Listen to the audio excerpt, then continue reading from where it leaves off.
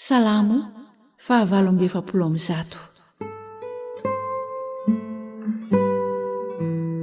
Fiantsoana izao rehetra izao idiran'Andriamanitra.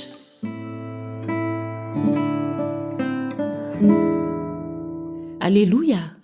Midera an Jehova ry any an-danitra, midera azy any ambony. Midera azy ry anjeliny rehetra, midera azy ry miaramilany rehetra. Midera azy ry masoandro mambolana, midera azy ry kintana mazava rehetra. Midera azy ry lanitry ny lanitra, ary anareo rano ambonin'ny lanitra. Aoka hiderany anaran'i Jehova ireo, fa izy no nandidy dia ary ireo. Nampitoetra ireo mandrakizay doria izy, nomendalana ireo ka tsy mba mihoatra. Miderahan Jehova ity an-tany.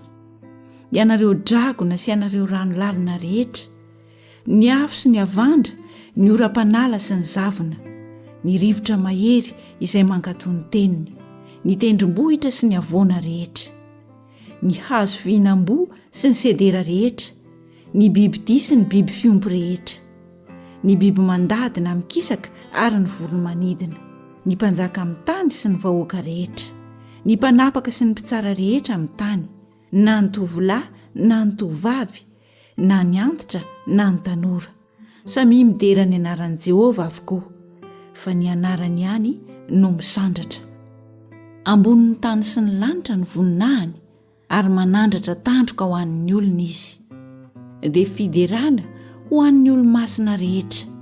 Eny, ho an'ny zanak'Israely firenena akaiky azy. Halleloia!